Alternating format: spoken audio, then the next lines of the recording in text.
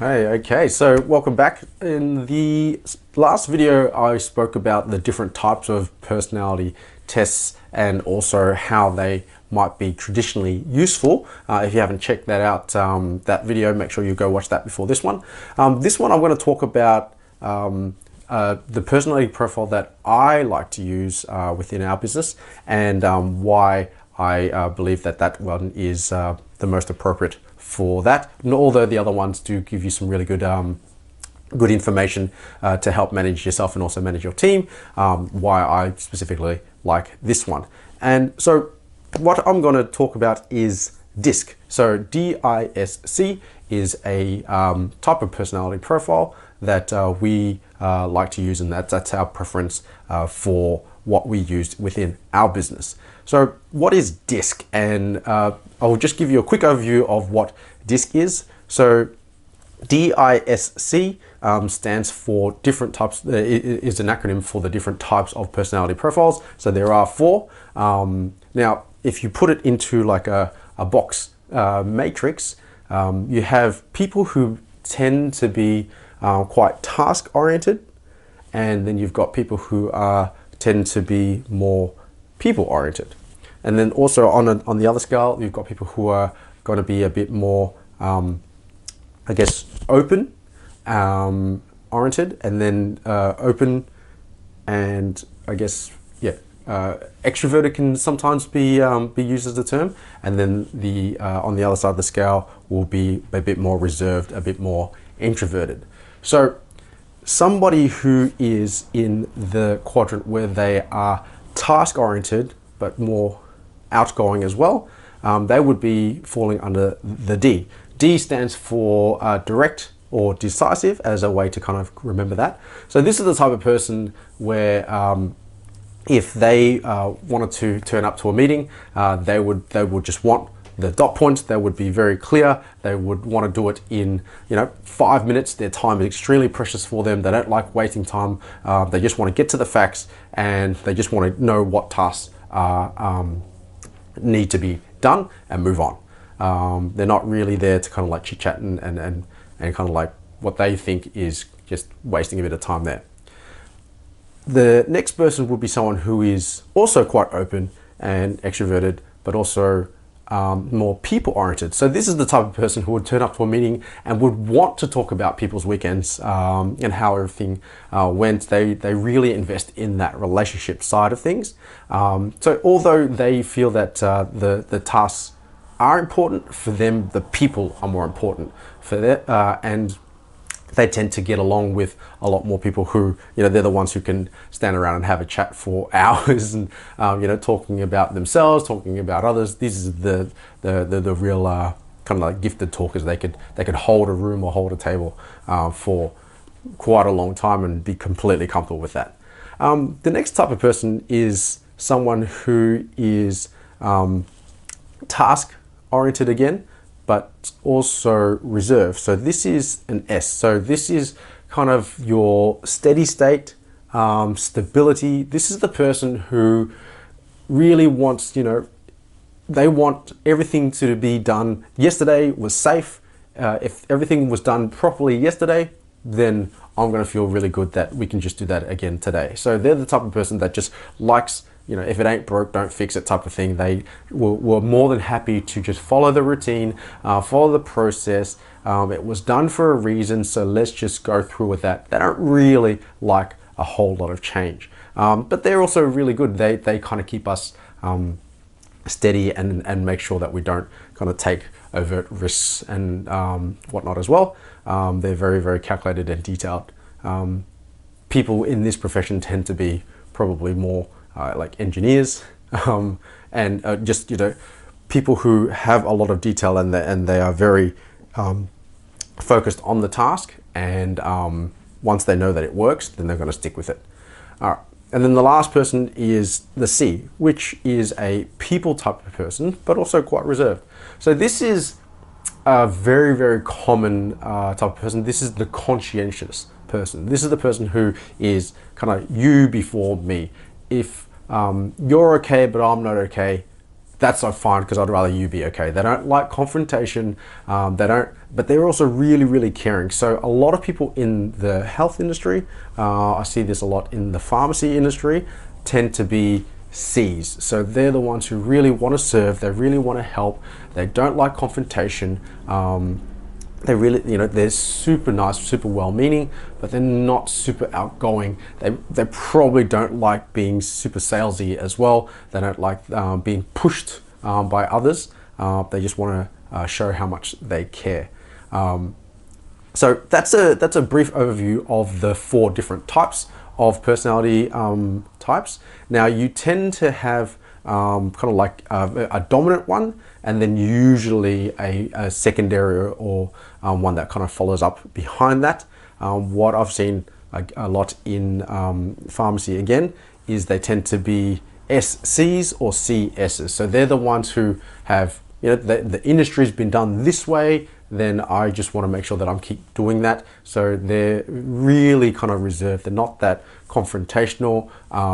They really are super caring and really want to help serve others, but they're not going to shout it out. They're not going to overly promote themselves. That's why they're more than comfortable having kind of like private consults, or, in the past you can have, dispensaries that are super, super high, and the pharmacist tends to stand behind that because they just want to get their stuff done. It's not that they don't like people, it's just they feel that they're going to be more valuable, making sure that it is correct. They take their responsibility very seriously when it comes to having, making sure that the medicines are the correct dose. They're checking all the side effects. They're ensuring that it is safe because they are taking on that responsibility. So when you see lots of people who are reserved and either task or people oriented, but they're going to tend to be in the reserve side of things, it does make it a little bit challenging when it comes to finding people to be out there promoting the services. You really want to, part of pharmacy and community pharmacy is a push for services, and wanting to make sure that the public is educated, that there is more value beyond just the product itself at the lowest price. They want to, we really want to be educating the consumer that there's a lot more that they can benefit from the services and the expertise within community pharmacy. However, finding people within the industry is probably going to be who is going to be quite comfortable as a promoter in that regard. Might be challenging, and if you do, then you want to make sure that they are also aligned in it. I also can speak from experience that there's quite a lot of operational tasks to be done within pharmacy. So if you had someone who was a high I, like a really a big influencer, really liked outgoing and people things, but then you kind of bog them down doing a whole bunch of kind of like operational and mundane things and routine things and process things, they're gonna be burnt out. They're gonna go nuts because they just won't know, or it's just going to be so draining for them. At the same time, if you have someone who is a real steady state type of person, or someone who's really conscientious, even though they're people driven, they're quite reserved. If you get them and you say, I need you to, book in a whole bunch of meds checks, or I need you to go and promote the our weight management program or our sleep apnea program or something like that, and then you find that they are really struggling to kind of get past that hurdle because they're either anti-sales or they just really, they're also going to find that day super draining. So that's the fact that DISC helps us, understand in quite an intimate detail, in terms of if you did that report within your team. From there, you can start wanting to see, going, hang on, that person there, I can see that they're really steady state, but then I'm trying to push them to be our, meds check champion, or our health app champion, or our sleep apnea champion. And they're just not a promoter. They're just completely uncomfortable with it. So it's not that they can't do it. It's not like you are typecast into one type of thing. That's probably just not your natural tendency. And if that's the case and you know that, then just trying to do something that you really aren't great at, or something that's not really comfortable or natural for you, then, or you don't have a natural talent for it, then you end up using a whole bunch of energy just to try to maintain or keep up that facade, and that builds and builds and builds over time, which then might turn into burnout, or they're just going to look for a better offer or feel like they're undervalued. They feel like they're putting all this effort in, and it's just going to feel like a lot more effort. But then they say, well, where's my reward? Where's my compensation? Or where's my recognition for that? And I guess if you let that kind of fester or manifest itself and kind of grow over time, that can be quite toxic within the culture. Even though they might be a great person, having an understanding of the people based on this information, it really helps you understand and maybe put the people in the right spots. The other thing that is also really cool with DISC is, yes, so you can always so you can probably tell who is kind of people-oriented or versus task-oriented. You can probably tell the people who are more reserved versus open. So you don't need to pay for this fancy psychological test just to do that. What's really cool is within the test itself, they have a natural profile and also an adaptive profile. So that's two different profiles, and even if you know the questions that are coming, and it's also best that the people who are doing the test don't really know the questions and the different types. They just want to answer it as quickly and as naturally as possible. It is designed to really uncover where your natural versus your adaptive tendencies. And what that means is a natural state is who you are probably when you're super comfortable, when you're around your friends and your family or with your partner. This is just how you are on your own, or in a super comfortable state, natural. Then you've also got this adaptive state, which tends to be when you're being watched or when you are at work. And sometimes you'll find that things either get heightened or your profiles are completely different. You're a completely different person when you're at work compared to a completely different person when you are in your natural state. And that difference can be really revealing from an information perspective, from a management perspective, because then, for me, it's like, how do you know this person? Like, how you do something really is how you do everything. And if you're now using all this energy to be somebody else because maybe there's a different expectation, maybe they believe that there's an expectation for them to be a particular way at work, or that's how they feel they should be performing at work or acting at work, then it's taking a whole bunch of energy for them to turn up every single day. That's why they're the ones who are going to be looking forward to Fridays and dreading the Mondays and really struggling to get out of bed. Whereas, if you had someone who was a high I, a real people type person, and they went to work and all they did was talk to people, I think they're going to be pretty excited to go to work. I think they're going to be and that's just how they are. They just talk the socks off everybody, whether they're at a party, whether they're at home, or they're at work, or speaking to customers and clients.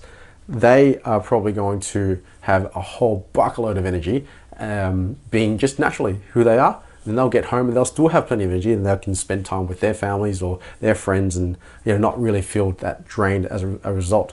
Conversely, you might have somebody who's really task-oriented, and if they know that they can get to work and they can, manage the claim or sort scripts or ensure that stock is all correct or all the processes are in place and everything's reconciled, and they really take a lot of value and fulfillment knowing that is all set in stone and that was all done, they will feel excited to go to work. I'm kind of chuckling because that's not me. I'm a high I when it comes to the DISC profile. So the idea of sitting out the back and not talking to anybody, completely reconciling stock or managing a pricing policy or something like that, that sounds completely draining to me. Now, it's not to say that I can't do it. I'm a great analyst. I'm really good at numbers and Excel, but that certainly would not be an ideal day for me. So the idea of turning up to work and knowing that I had to do that, that's going to be pretty draining for me. So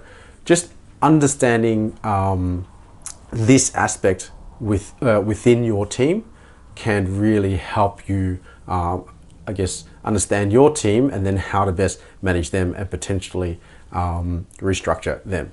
So I'm going to go through that in the next video on how we use that information and what we did with our team, and then what of a change that made for them. All right, I'll see you in the next one.